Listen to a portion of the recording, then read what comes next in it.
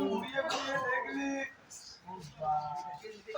এই লাভ মেরে দে বাবু এটা টেনশন আছে বাচ্চা না এদিকে আর একবার নাচ করে দেখা আসবো আং লাগি যা আর দুর্গা পুজো তো কেমন হারবি